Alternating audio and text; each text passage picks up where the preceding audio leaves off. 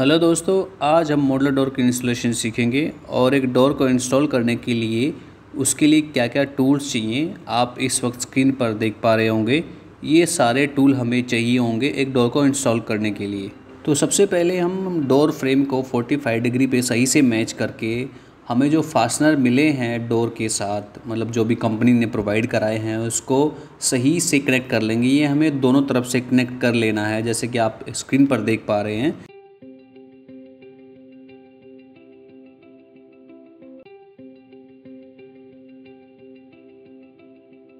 इसके बाद फिर हमें एडिशनली सपोर्ट देना होगा अपने फ्रेम को, तो हम उसमें 90 डिग्री पे ड्रिल करके उसमें कम से कम 2 इंचेस 50 एम का एक एडिशनल स्क्रू डालेंगे, जिससे हमारे डोर को सपोर्ट मिलेगी और वो सही से फिट हो जाएगा।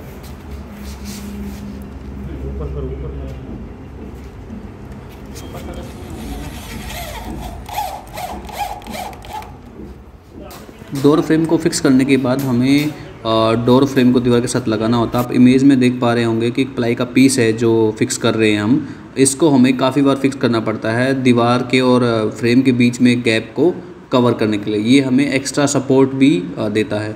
उसको फिक्स करने के बाद हम हैमर मशीन की हेल्प से उसमें जो होल दिया हुआ, पहले हिंज के नीचे जो होल दिया हुआ है उसमें हम पूरा होल कर लेंगे। और ये होल के लिए भी पहले हमें पता होना चाहिए कि हमें कितना होल करना है, और होल हम अपने फास्टनर का साइज़ देख के ये होल की डेप्थ हम चेक करेंगे और उसके हिसाब से ही उसमें हम ड्रिल करेंगे। आप जो देख पा रहे हैं एक पीवीसी इंसर्ट होता है, जिसको हमें पहले जो हमने होल किया था उसमें फिक्स करना होता है, और उसके बाद जो फास्टनर है उसको हम अपने ड्रिल मशीन की हेल्प से उसको डोर फ्रेम को दीवार में फिक्स कर देंगे।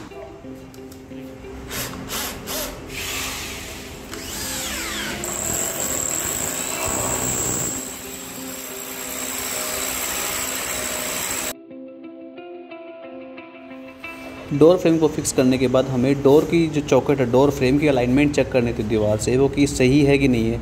इसमें कई बार टाइम लग जाता है, ये काफ़ी महत्वपूर्ण होती है करनी।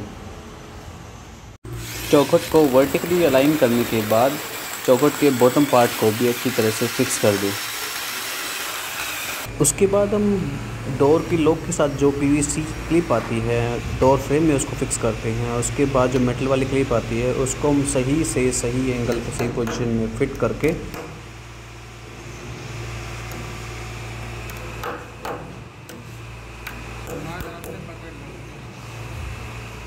फिर with the help of screw उसको हम सही से डोर में टाइट कर देते हैं।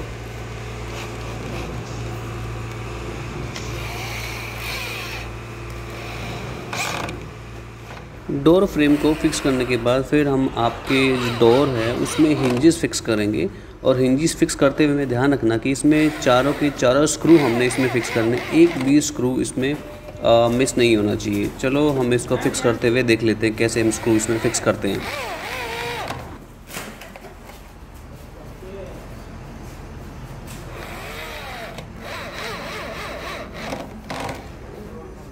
काफ़ी बार हमें फ्रेम में जो स्लॉट कटा हुआ था हिंज के लिए उसको 90 डिग्री पे करना होता है। आप स्क्रीन पर देख पा रहे हैं कि टीम उसको 90 डिग्री पे करा रही है। आपको चीज़ल की हेल्प लेनी पड़ेगी ताकि आप इसको सही तरीके से 90 डिग्री पे कर पाए और इसमें हिंज आसानी से बैठ जाए।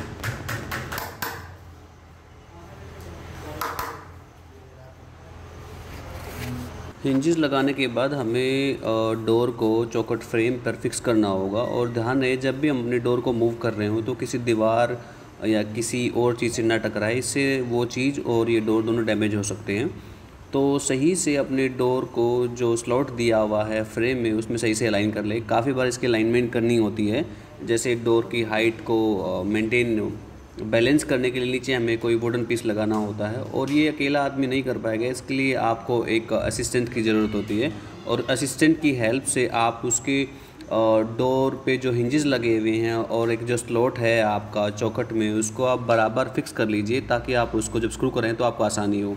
तो आप देख पा रहे हैं कि हमने सही से इसको अलाइन कर लिया है। फिर with the help of drill machine हम इसमें स्क्रू कर रहे हैं। सबसे पहले हमें एक स्क्रू लगा लेते हैं ऊपर वाले में, और फिर उसमें फिर हम एक दूसरा स्क्रू लगा लेते हैं ज़रूरी होता कि सबसे पहले आप जब भी आप डोर माउंट कर रहे हो तो सबसे ऊपर वाला हिंज है उस पे आपको माउंट करना है, नीचे वाले पे नहीं करना है, इससे हमारी अलाइनमेंट ख़राब हो जाएगी।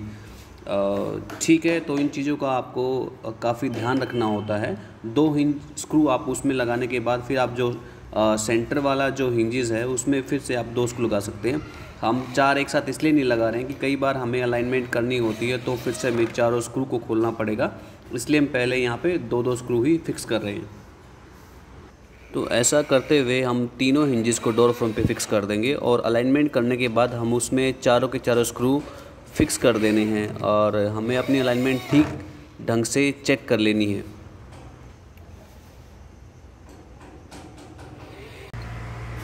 डोर को फ्रेम के साथ फिक्स करने के बाद हमें उसमें हैंडल और लॉक लगाना होता है। आप जो स्क्रीन पर देख पा रहे हैं ये हैंडल विद लॉक है, राउंड ग्रिप वाला लॉक है। कोई भी लॉक लगाने से पहले उसके मैनुअल को आप ढंग से पढ़ लें।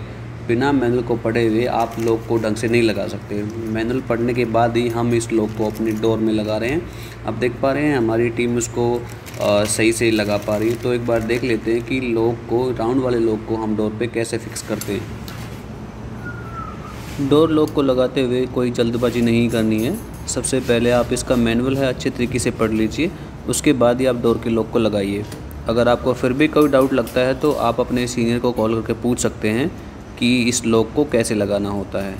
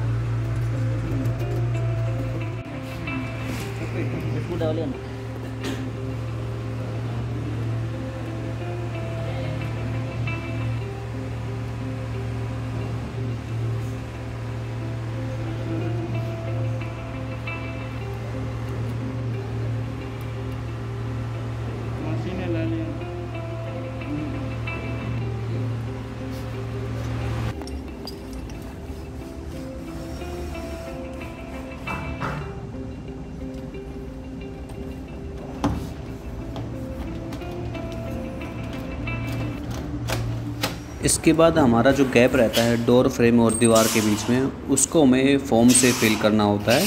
इस फोम को आप अच्छे तरीके से फिल कर लीजिए और इसको कम से कम 2 से 3 घंटे के लिए खुला छोड़ दीजिए। ये अपनी शेप में आ जाएगा और सूख जाएगा। इसके बाद बारी आती है आर्किट्रेव की। आर्किट्रेव की लेंथ अक्सर लंबी होती है तो आप उसके साइज में मार्किंग कर लीजिए। मार्किंग आपके सही ढंग से होनी चाहिए। मार्किंग करने के बाद आप उसको हैंडसो की हेल्प से आप उसको काटना होता है। ये कटिंग भी सही होनी चाहिए आपकी। कटिंग करने के बाद उसको हम फिर से फिक्स करते हैं और ये फिक्स करते हुए हमें पतली पतली नेल्स होती है, हेडलेस नेल्स होती हैं, उनका हमें यूज़ करना है। और एक नेल से दूसरी नेल्स का गैप कम से कम आपका 8 इंच रहना चाहिए। 8 इंच से ज़्यादा नहीं होना चाहिए आपका। आप इसके से इसको फिक्स कर सकते हैं। साइड आर्किट्रेव लगाने के बाद हमारी बारी आती है टॉप में आर्किट्रेव लगाने की। इसको भी हमने पेंसिल की हेल्प से मार्क कर लेना। अगर ये बड़ी है तो हमें इसको कट करना पड़ेगा। टेपर कट करना पड़ सकता है, स्ट्रेट कट करना पड़ सकता है इसको हमें। तो with the help of hand show हम इसको कटिंग कर लेंगे। कटिंग आपकी मार्किंग के हिसाब से सही होनी चाहिए। अगर ये टेपर कटी होगी तो बिल्कुल वो बहुत भद्दा गंदा लगेगा।